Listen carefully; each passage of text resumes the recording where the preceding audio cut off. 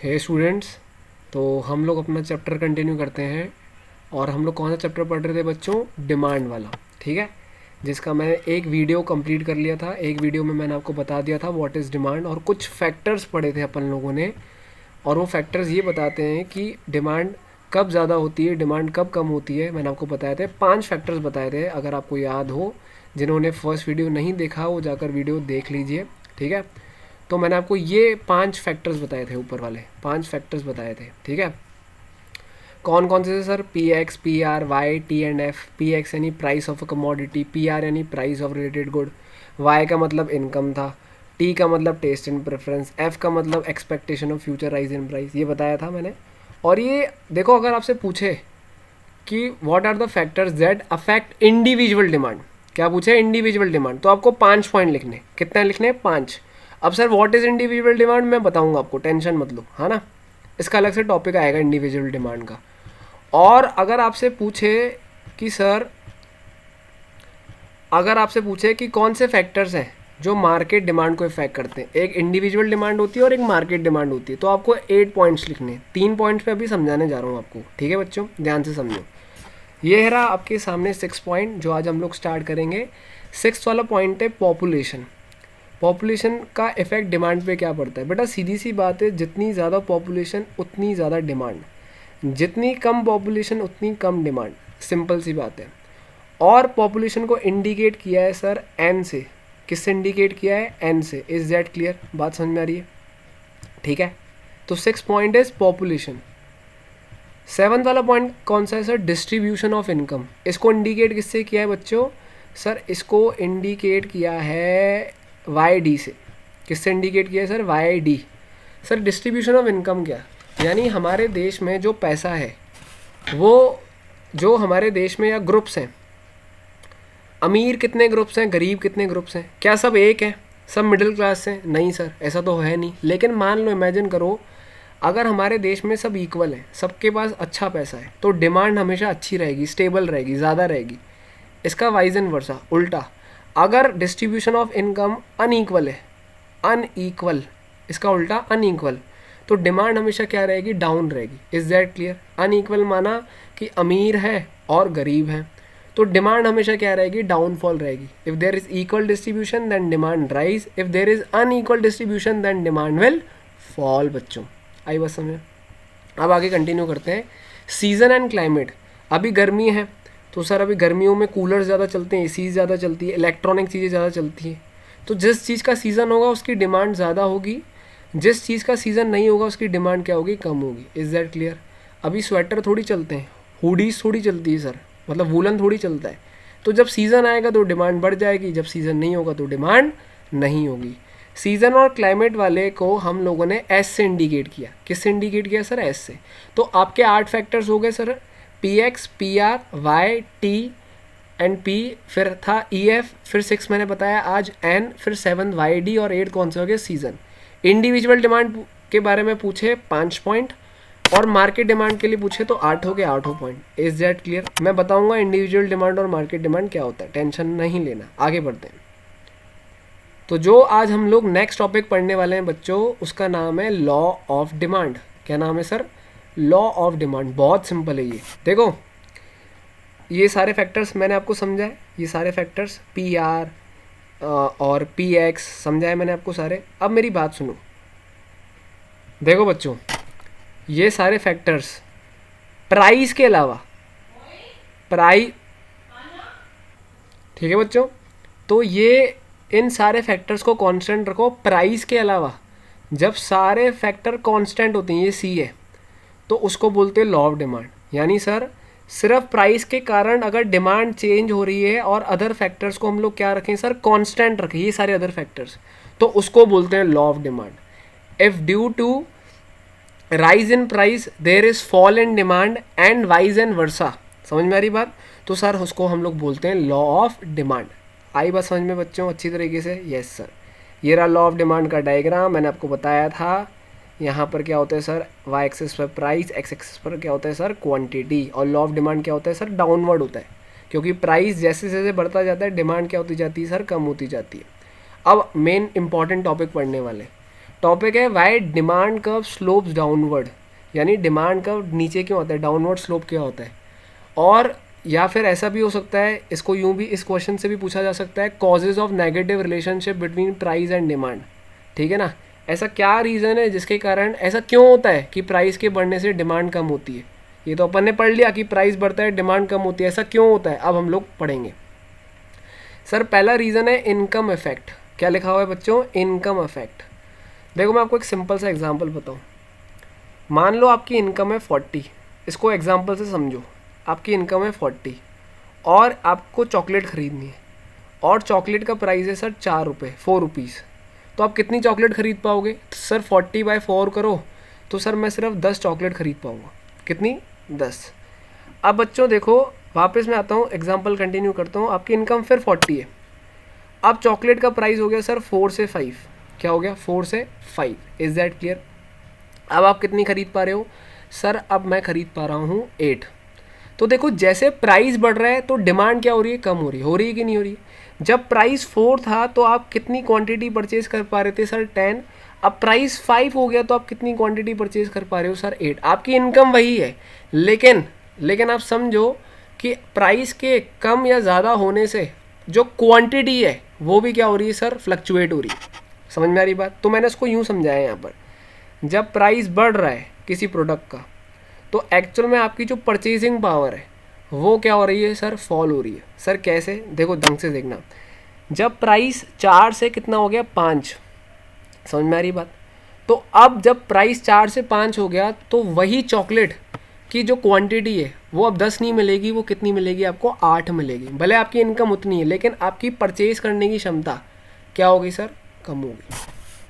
समझ में आई बात। तो when price rises purchasing power क्या हो जाती है सर, फॉल, और डिमांड भी क्या हो जाती है सर, फॉल हो जाती है। That's it. समझ में आ रही बात। इसका वाइज एंड वर्सा, जब प्राइस गिरता है तो परचेजिंग पावर क्या हो जाती है सर, बढ़ जाती है, और डिमांड भी क्या हो जाती है सर, बढ़ जाती है। Is that clear. इसको उल्टा देखो, मान लो इमेजिन करो प्राइस 5 था, अचानक से क्या हो गया सर, 4 हो गया। ऐसे भी समझ सकते हो, इसका उल्टा समझो, एग्जाम्पल का उल्टा समझो। प्राइस 5 था, फिर कितना हो गया सर, 4। जब प्राइस 5 था तो मैं कितनी डिमांड कर रहा था, 8। मुझे कितनी क्वांटिटी मिल रही थी, 8। जब प्राइस 4 हो गया तो क्वांटिटी डिमांड कितनी होगी सर, 10। सीधी सी बात है, प्राइस बढ़ेगा डिमांड घटेगी, प्राइस घटेगा डिमांड बढ़ेगी। तो this is your income effect. I hope clear हो चुका होगा आपको। आराम से देखना वीडियो को, ढंग से पॉज कर लेना। सेकेंड पॉइंट सब्स्टिट्यूशन, जो मैं आपको समझा चुका हूँ बच्चों। बताया आपको, अपन ने कॉफ़ी और टी के बारे में पढ़ा था। Yes sir. जब प्राइस बढ़ते हैं सर किसके, कॉफ़ी के, तो कॉफ़ी की जो डिमांड थी वो क्या हो रही थी सर, कम हो रही थी, और टी की डिमांड क्या हो रही थी सर, राइज हो रही थी। क्योंकि कॉफ़ी तो कोई ख़रीदेगा नहीं, टी खरीदेंगे, और टी के प्राइस क्या थे, कांस्टेंट। इसका वाइज एंड वर्सा, कॉफ़ी के जो प्राइस जब कम हो रहे थे तो टी की डिमांड भी क्या हो रही थी सर, कम हो रही थी, और कॉफ़ी की डिमांड क्या हो गई सर, बढ़ गई। This is your substitution effect. वही का वही है जो हम लोगों ने पढ़ा। फिर क्या है सर, एडिशनल कस्टमर। देखो बेटा, मार्केट में जब चीज़ें बहुत सस्ती हो जाती है, समझ रहे हो, ठीक है, बहुत ज़्यादा सस्ती हो जाती है, तो उसको ख़रीदने के लिए बहुत सारे लोग आ जाते हैं। जो पहले परचेज़ भी नहीं कर पाते थे वो भी आ जाएंगे, वो कस्टमर भी खरीदेंगे। समझ रहे हो बात को। और मान लो वही प्रोडक्ट अगर महंगा हो गया तो कस्टमर की साइज़ क्या होती जाएगी सर, कम होती जाएगी। तो मैं आपको क्या समझाने वाला हूँ, अगर कोई चीज़ महंगी हो गई तो कस्टमर कम हो जाएंगे, अगर कोई चीज़ सस्ती हो गई तो कस्टमर ज़्यादा हो जाएंगे। आई बात समझ में, क्लियर हो रही है बात।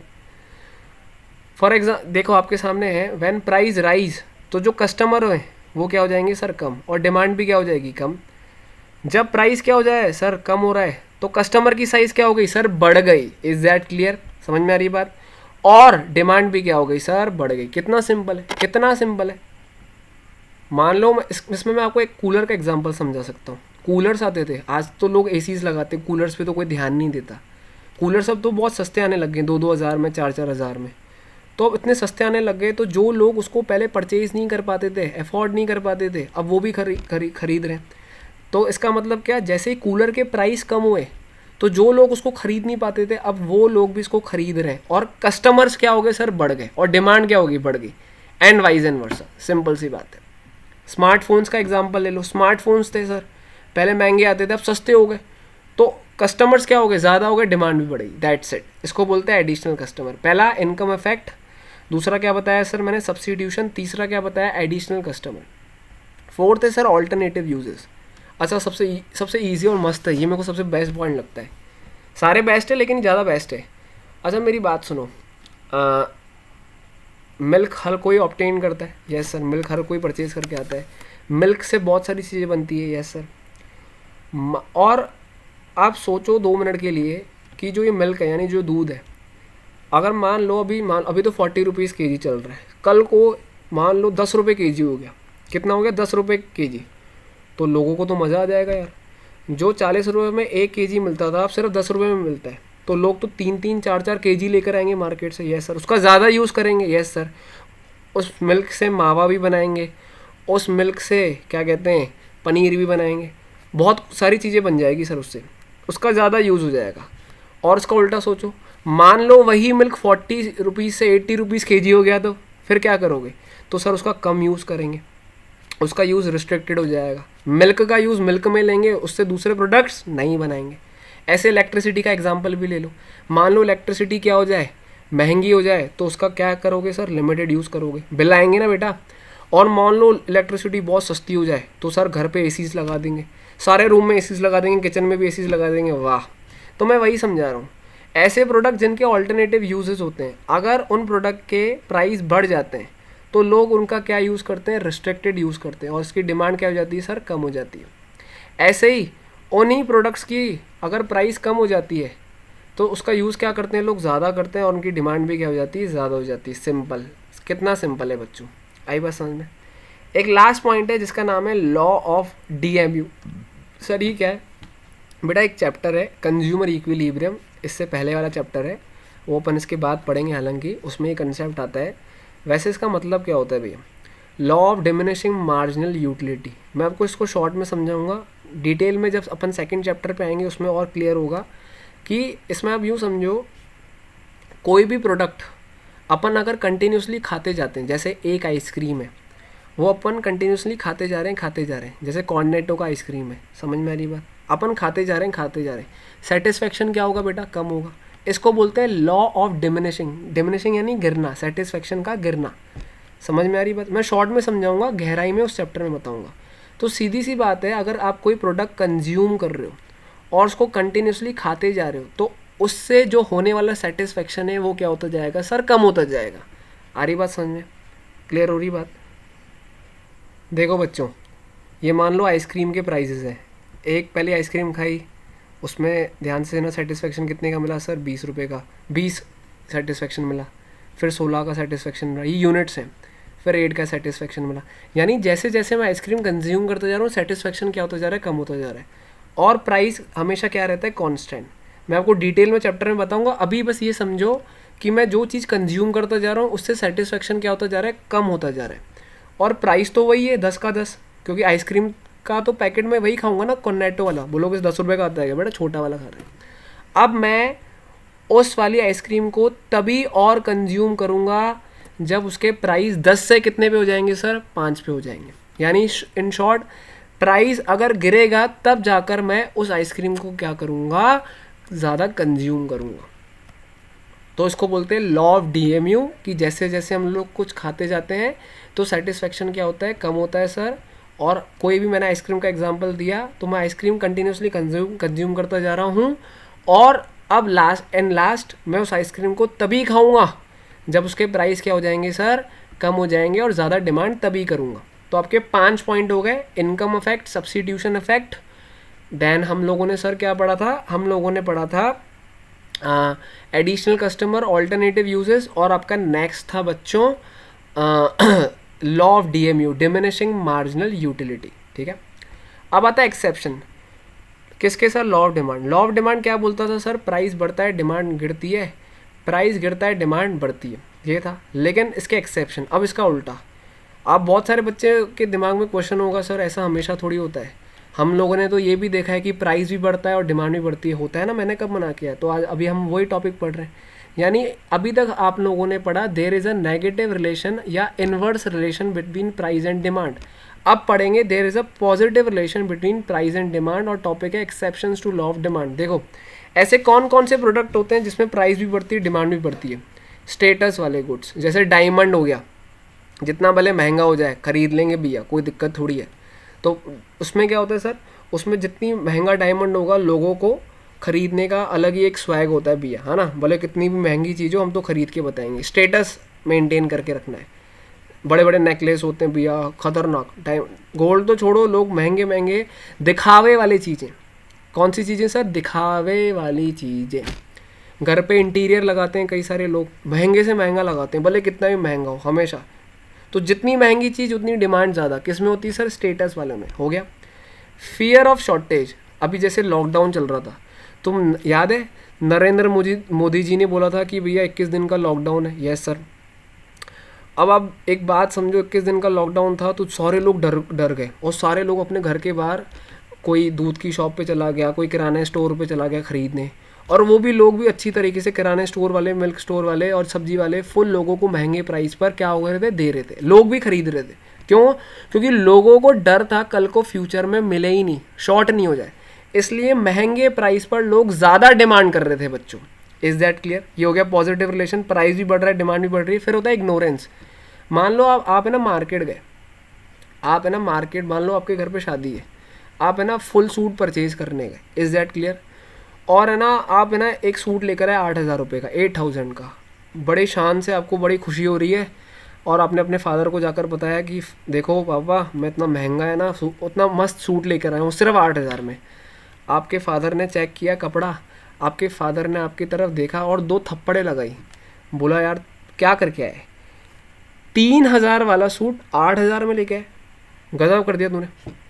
इग्नोर, थर्ड पॉइंट का इग्नोर। जब आपको पता नहीं होता, नॉलेज नहीं होती, प्रोडक्ट की नॉलेज नहीं होती कि कितने का है ये चीज़ है, लेकिन आपको वो चीज़ चाहिए, आपके घर में शादी, आपको सूट चाहिए या कपड़े चाहिए या कोई चीज़ परचेज करनी है, आप महंगे प्राइस पर भी क्या करते हो, ज़्यादा डिमांड करके आ जाते हो। Is that clear? ये तो एग्री करते हो सारे बच्चे, ऐसा होता है कि नहीं होता है? होता है। इग्नोर, हमें पता ही नहीं है कि हम लोग क्या कितने में खरीद रहे हैं भैया, और मार्केट रेट उसकी कुछ अलग होती है। फिर होता है फैशन रिलेटेड गुड, जिस चीज़ का फैशन चलता है। टैटू आजकल बहुत सारे यंगस्टर्स में आ गए टैटू, वो टैटू वाला ना फैशन इतना ज़्यादा चल गया है कि 2,500 की टैटू, 3,500। होता क्या है भाई, एक टैग होता है अच्छी तरीके से, है ना, इतना महंगा और है ना इतनी ज़्यादा डिमांड, इतने महंगे प्राइस पर भी लोग उसको ज़्यादा डिमांड करते हैं। फिर आता है नेसेसिटीज़। नेसेसिटीज़ में आता है सर ज़रूरत की चीज़ें, ये जितनी भी महंगी हो जाए लोग तभी भी खरीदेंगे, मेडिसिन्स होगी ये सब। चेंज इन वेदर, जिस चीज़ का सीज़न, जैसे सर्दियों में वूलन महंगा हो जाता है बच्चों, समझ में आ रही बात, और दिवाली पे पटाखे महंगे हो जाते हैं, तो सीधी सी बात है लोग तभी भी उसको ज़्यादा डिमांड करते हैं। तो ये जितने भी केसेस पढ़ाए मैंने, सारे केसेस में आप एक चीज़ समझो कि प्राइस बढ़ रहा है, डिमांड भी बढ़ रही है। इज़ दैट क्लियर बच्चों? आगे बढ़ते हैं सर, फिर क्या है फिर लास्ट और फाइनल है गिफन गुड्स। सर ये क्या होता है? A special kind of inferior goods. मतलब देखो बेटा, मैं आपको एक थ्योरी बता रहा हूँ। गिफन गुड्स की थ्योरी क्या है कि पहले के टाइम पर बाहर साइड, है ना, ढंग से समझना। तो बेटा ये जो गिफन गुड्स की जो थ्योरी समझा रहा हूँ, ये सर रॉबर्ट गिफन ने प्रोड्यूस करी थी। 19th सेंचुरी की बात है, हम लोग हिस्ट्री पढ़ते थे सब, वहाँ पर आप लोग पढ़ते थे कि ब्रेड ज़्यादा लोग कंज्यूम करते थे। यस सर, हम लोगों ने पढ़ा ब्रेड कंज्यूम करते थे। तो होता क्या था, जैसे ब्रेड के प्राइस बढ़ जाते थे पहले के टाइम पर 19th सेंचुरी में ब्रिटेन में, तो लोग डर के कारण ब्रेड को ज़्यादा परचेज़ कर लेते थे। ऐसा होता था, ये थ्योरी है, सर रॉबर्ट गिफन ने इंट्रोड्यूस करी थी। इसमें क्या था कि ब्रेड के प्राइस जैसे ही बढ़ जाते थे तो लोग उसको ज़्यादा परचेज़ कर लेते थे, ज़्यादा डिमांड करते थे, उनको डर लगता था और ज़्यादा प्राइस ना बढ़ जाए। और मोस्टली एक और चीज़ थी, ब्रेड स्टेपल डाइट थी उस टाइम की। स्टेपल यानी मेन डाइट थी, जो उस टाइम पे ज़्यादा से ज़्यादा लोग क्या करते थे, कंज्यूम करते थे। मेरी बात समझ में आ रही है मैं क्या बोला? तो गिफन गुड्स की थ्योरी बोलती है कि प्राइस जैसे ब्रेड का बढ़ रहा था, तो जो डिमांड थी वो भी क्या हो जाती थी सर, बढ़ जाती थी। किसकी सर? ब्रेड की, क्योंकि ब्रेड उस टाइम का मेन फूड था। दूसरा चीज़ खाए ना खाए, लेकिन ब्रेड के थ्रू लोगों का सर्वाइवल होता था। तो ये आपके 7 पॉइंट हो गए, fashion, status, necessity, weather, ignorance, ये सारे पॉइंट्स। इसमें ये मैंने आपको क्या शो किया कि पॉजिटिव रिलेशन शो किया, और फियर ऑफ शॉर्टेज, जिसमें प्राइस भी बढ़ता है और डिमांड भी क्या होती है सर, बढ़ती है। तो ये अपन का वीडियो हो गया, सेकंड वीडियो बच्चों। तो आई होप आप सबको क्लियर हो चुका होगा। वीडियो को 2 बार देखो, प्रॉपर तरीके से नोट्स बनाओ, कोई डाउट हो तो मुझसे पूछ सकते हो, ठीक है ना। तो कोई भी प्रॉब्लम हो आप मुझसे पूछ लेना। बाकी आज के लिए इतना काफ़ी है, इसके बाद मैं थर्ड वीडियो पे आऊँगा, उसमें बताऊँगा मैं आपको इंडिविजुअल डिमांड और मार्केट डिमांड क्या होता है। ठीक है बच्चों, थैंक यू।